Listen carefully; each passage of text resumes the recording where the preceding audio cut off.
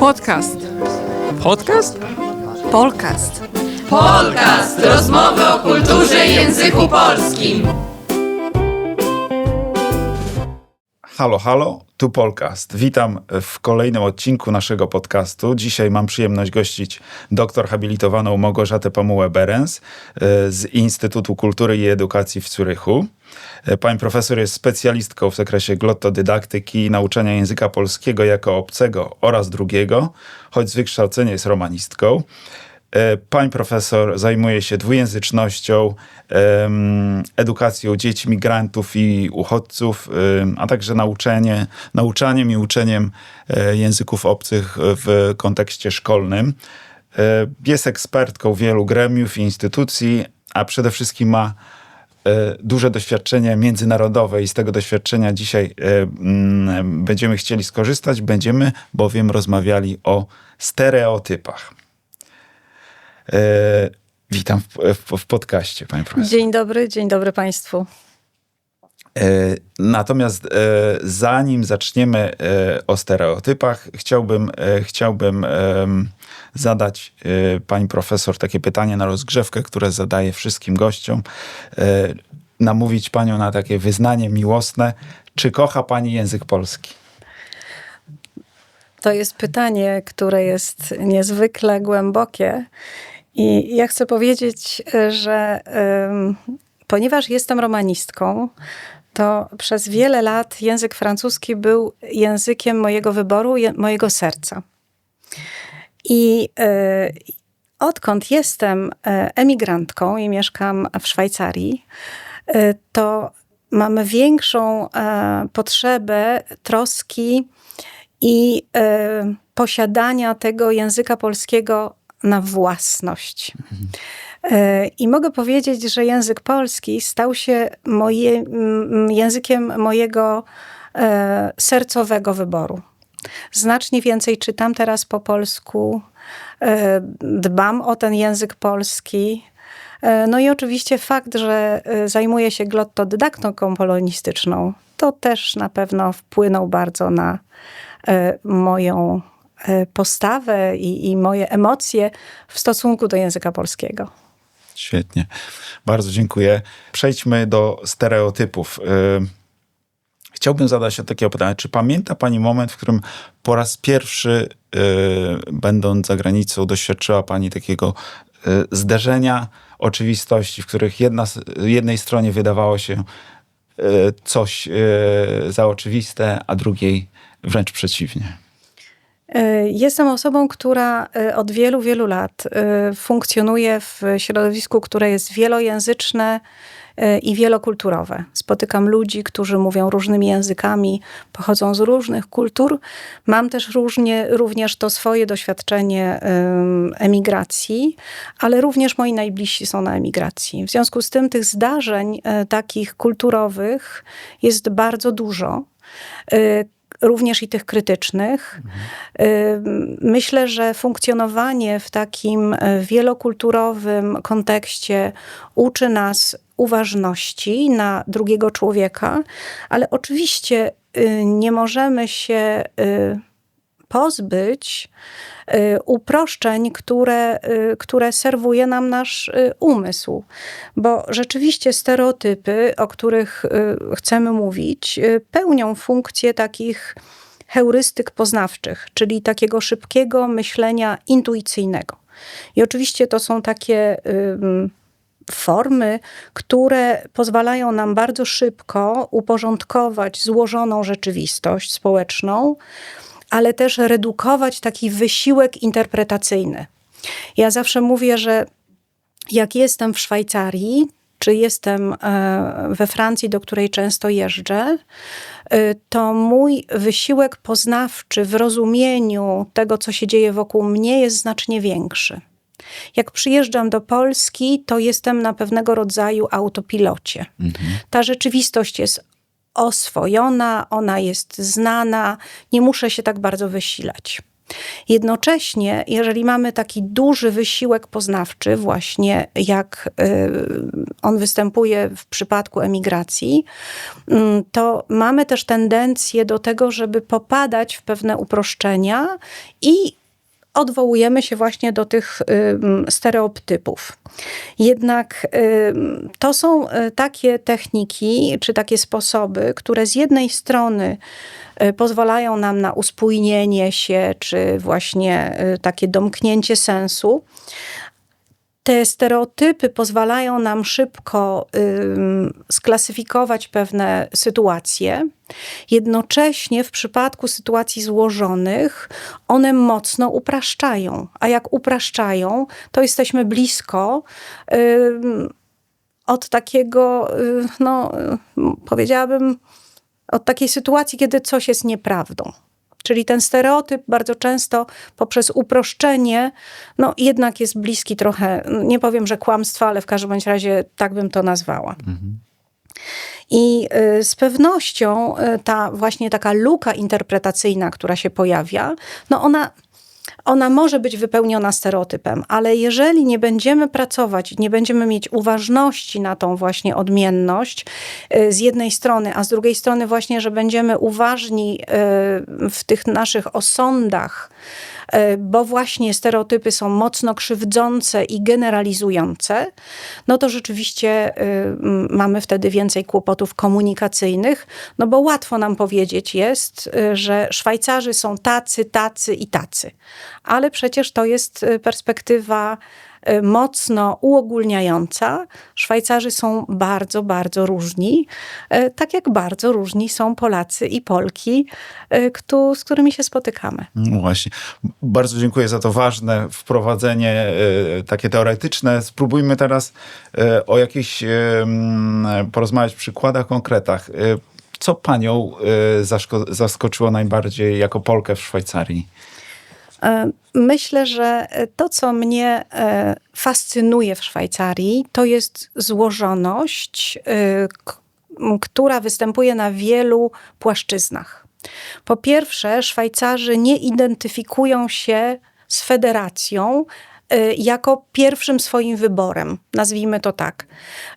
Szwajcarzy są Szwajcarami poza Szwajcarią, ale u siebie oni pochodzą z określonego kantonu. W związku z tym ta różnorodność jest ogromna i to, co mnie fascynuje w Szwajcarii, to to, że dialekty, którymi mówi się w różnych kantonach, one nie upadabniają się do siebie, bo stanowią wartość. I myślę, że to jest historia o przynależności, o identyfikacji, ale również o wartości tego bycia z określonego kantonu. Ciekawe. Ja mieszkam, tylko powiem, ja mieszkam w tak zwanym półkantonie, czyli w Bazylei, bo kanton Bazylei to jest Bazylea miasto i Bazylea ta część, która jest pozamiejska. I moi sąsiedzi, którzy są z Baselstadt, czyli z Bazylei miasta, słyszą, że ktoś pochodzi z miejscowości, która jest 15 kilometrów dalej. Więc ten dialekt jest niezwykle silny i jest takim też elementem rozpoznawania, skąd jesteśmy. Jak się słyszy w radiu w części niemieckiej prezenterów czy prezenterki, to można wprawnym uchem usłyszeć, czy oni są z Berna, czy są z Zurichu, czy są z Bazylei.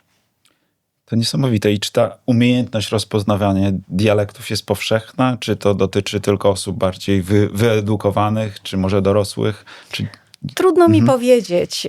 Mój mąż był w internacie, w którym spotykało się wielu młodych ludzi, którzy byli z różnych kantonów i muszę przyznać, że on ma świetne ucho do tego. Ja w tej chwili potrafię rozpoznać, czy ktoś jest z Berna, czy ktoś jest z Zurichu, czy ktoś jest z Bazylei, z której jestem. Nie mam takiego ucha, żebym powiedziała, że potrafię, nie wiem, z Argowii kogoś rozpoznać, ale te takie główne cechy, myślę, językowe, takie fonetyczne można z pewnością dostrzec. To jest bardzo ciekawe. Może przeskoczmy teraz ze Szwajcarii do Francji. Co z kolei tam panią uderzyło najbardziej? Czy w zachowaniach Francuzów właśnie, co było najbardziej zaskakujące dla Polki?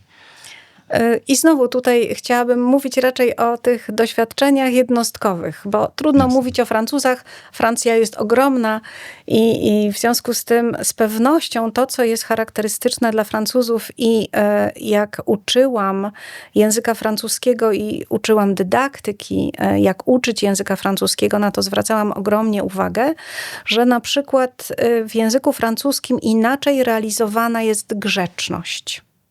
Że potrzebujemy tam tych słów proszę, dziękuję i tego trzeba się wyuczyć, ponieważ w języku polskim my realizujemy te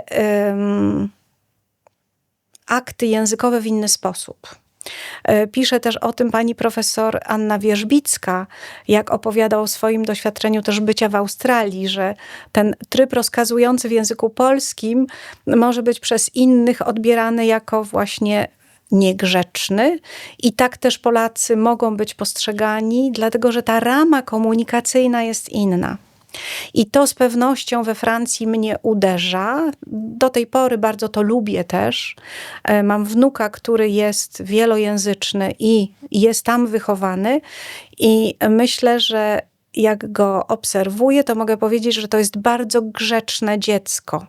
Ale to jest właśnie grzeczne dziecko z tej perspektywy polskiej, bo on będzie mówił proszę, dziękuję i będzie niezwykle ugrzeczniony, ponieważ wydaje mi się, że stosuje w języku polskim ramę komunikacyjną z języka francuskiego. Jasne.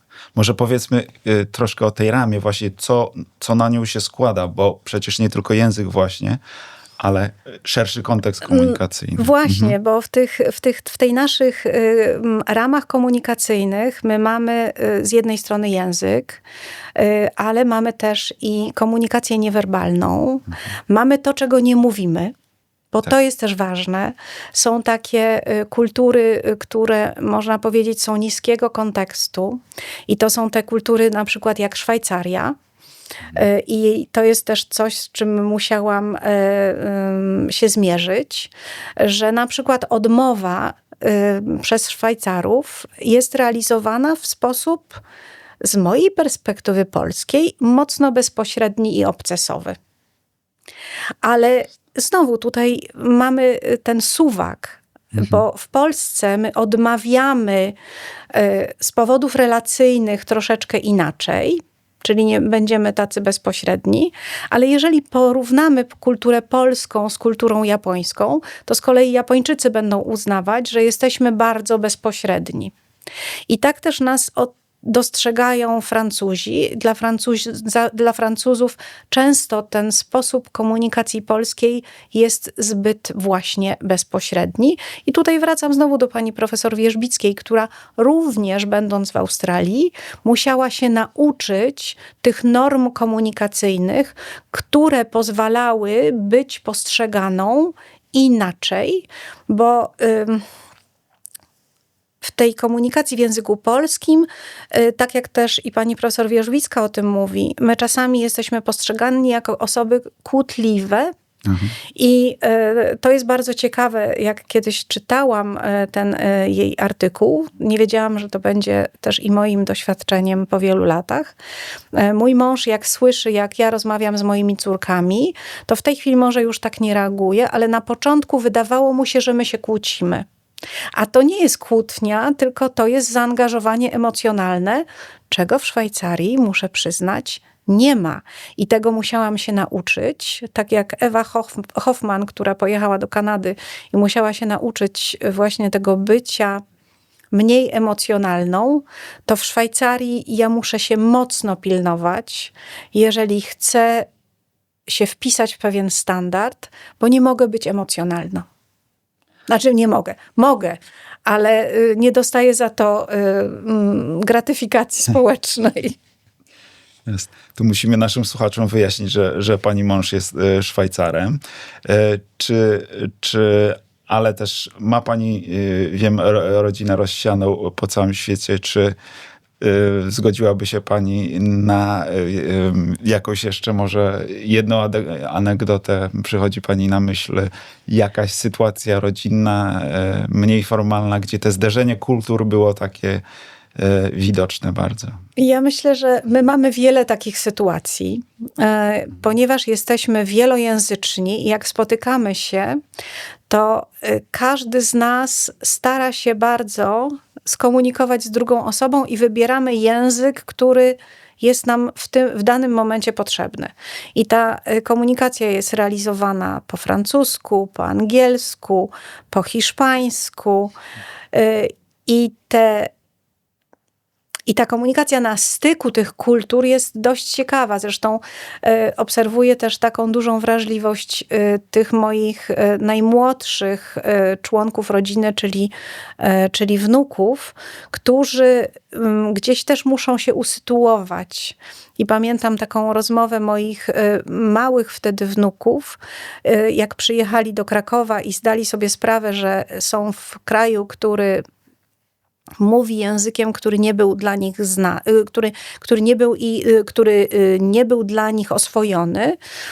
I najmłodszy z tych moich chłopców powiedział do swojego brata: słuchaj, ja bym chciał dziadkowi coś powiedzieć, jak to się mówi po hiszpańsku. I wtedy jego brat powiedział: tutaj się nie mówi po hiszpańsku, bo z babcią w Koczeli to ty mówisz po hiszpańsku, a tutaj musisz mówić po polsku.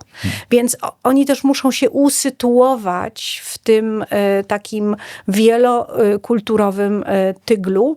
I to jest też związane właśnie z tym językiem, bo myślę, że też język polski, który nie dla wszystkich moich członków i członkiń rodziny jest tym językiem, którymi sprawnie się posługujemy, jest takim językiem, który może być pomostem, ale też może być właśnie tym językiem, który trzeba zrozumieć i trzeba zrozumieć tą drugą osobę, która jest Polką i potrzebuje tej przestrzeni polskiej. Próbuję sobie wyobrazić państwa spotkanie rodzinne przy jednym stole. Czy Zapomniałam jeszcze o języku niemieckim i o dialekcie, bo to jest moja codzienność. Mhm. No właśnie, bo Szwajcaria to przecież nie tylko francuski, ale i niemiecki. Czy jeszcze coś tu by powiedziała? Myślę, że tych anegdot mogłoby być rzeczywiście bardzo wiele. Anegdoty myślę, że są też takimi ilustrującymi przynależność.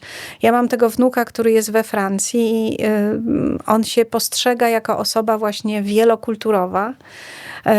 I jak są mecze piłkarskie, to wtedy dopiero widać, w którą stronę przechyla się jego tożsamość.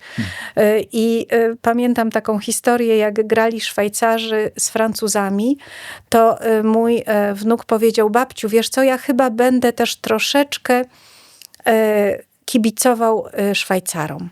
Więc to też jest taka uważność jego, ale też właśnie taka świadomość tej wielokulturowości i tej złożoności tożsamości.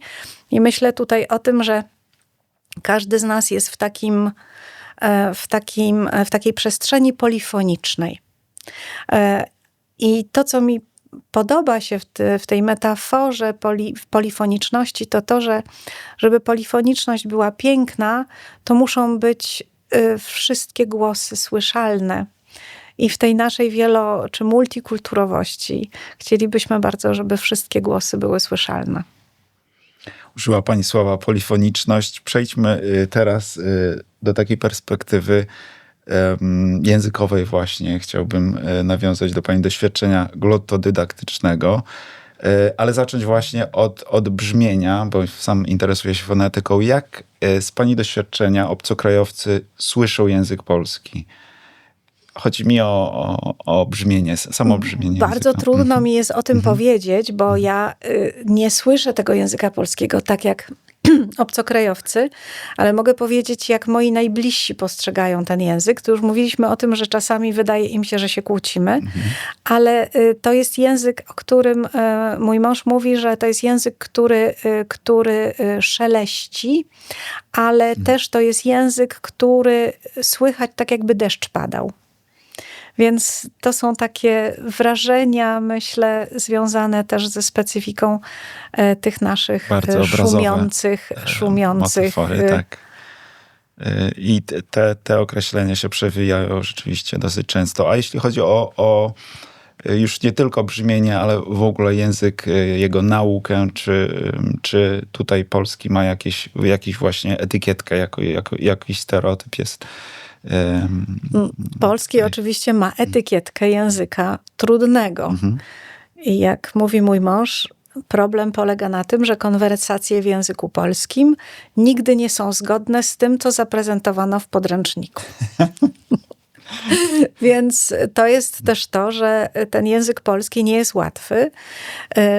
Z drugiej strony no, ma pewną ramę i znam takie osoby, które nie są Polkami czy Polakami i pięknie mówią po polsku.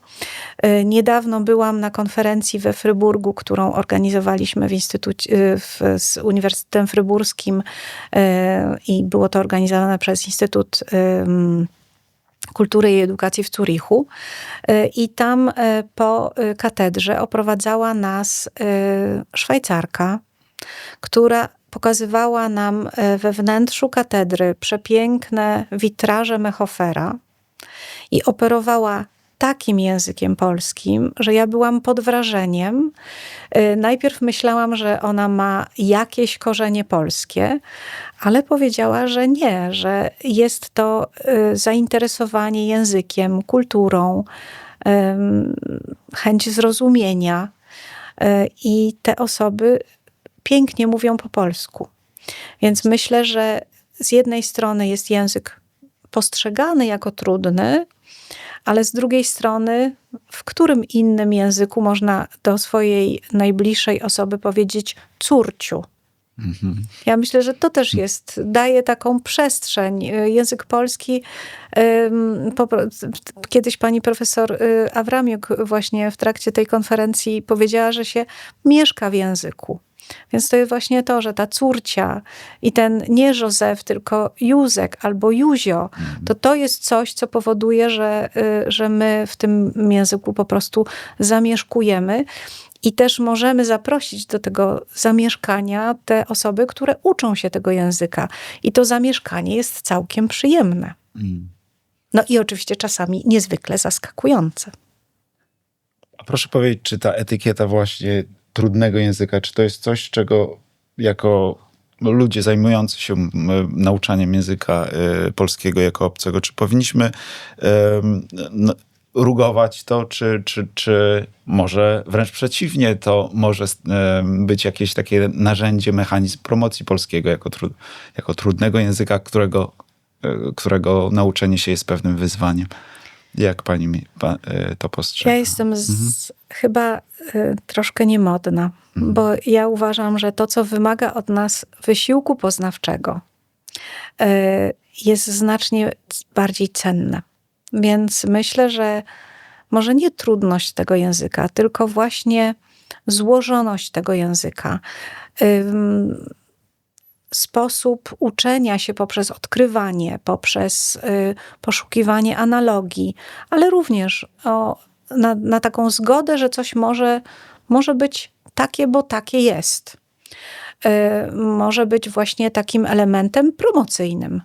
W wielu miejscach ten język polski w tej chwili pojawia się jako język wyboru, bo Polska jest jednak krajem, który fantastycznie się rozwija. Ja przyjeżdżam z wielką przyjemnością, obserwuję dynamikę tego rozwoju, który jest w Polsce. Jest to kraj atrakcyjny, w związku z tym atrakcyjność gospodarcza, atrakcyjność kulturalna, myślę, że będzie wpływać na status języka polskiego, a jeśli ten status będzie wyższy, to wtedy ten język będzie mógł się częściej pojawiać jako język osobistego wyboru. Jasne. Chciałem jeszcze zapytać panią, skorzystać z doświadczenia pracy z osobami, które migrują do naszego kraju. Szczególnie chodzi o dzieci, tym się pani zajmowała. Czy dzieci przejmują stereotypy od dorosłych, czy mają jakieś swoje stereotypy? Co tutaj mogłaby pani ciekawego na ten temat To jest powiedzieć? ogromnie szeroki temat. Oczywiście, że upraszczanie jest również może nie domeną, ale w każdym razie upraszczanie jest realizowane również przez dzieci. Bardzo często dzieci słyszą pewne opinie swoich rodziców i przenoszą je. Nie sprawdzają tego, prawda? Zresztą funkcjonują pewne heurystyki, że my nie sprawdzamy. Ja się nie znam na fizyce kwantowej. Jakbym miała odwołać się do jakiegoś autorytetu, pewnie bym się odwołała do pana profesora Dragana, i zaufałabym jemu właśnie. I tak jak ja ufam autorytetom pewnym, bo przecież nie muszę się na wszystkim znać na szczęście, to tak i dzieci ufają rodzicom i przenoszą też te opinie, które są rodziców, dalej. My obserwujemy z dużym niepokojem też narastające właśnie takie postawy stereotypizujące osoby z doświadczeniem migracji. Myślę, że potrzebujemy dobrej edukacji międzykulturowej i takiej otwartości na innego, bo mówi teraz niepokoje, pani o polskich. Tak, o polskich, tak, bo niepokoje biorą się z lęku. Jasne. Czy są... jaka jest tu rola języka? Czy język również jest tu ważny?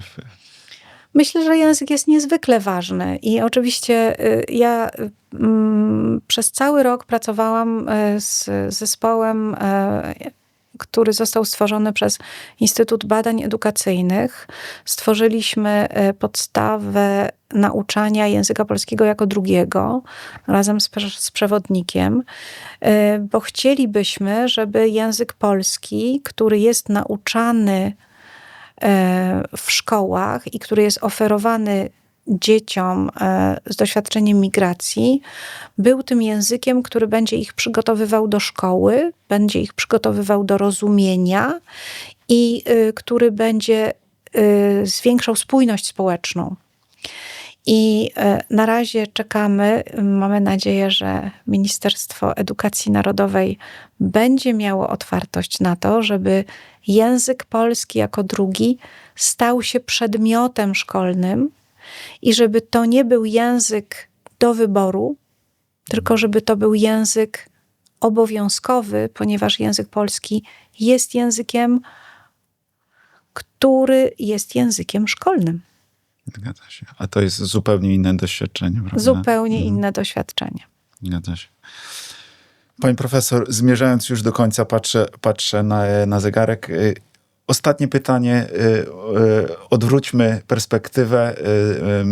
Jakie są stereotypy Polaków? Już trochę o dzieciach powiedzieliśmy, o innych narodach, narodowościach. A może wolałaby pani coś powiedzieć o naszych autostereotypach? Czyli jakie mamy stereotypy sami wobec siebie? To jest pytanie, które jest bardzo szerokie. Trudno mi jest powiedzieć, bo oczywiście mogę myśleć o tym, jakie my mamy stereotypy o innych. Oczywiście. Ja stosuję bardzo często, znaczy może nie bardzo często, staram się nie często, ale zdarza mi się upraszczać.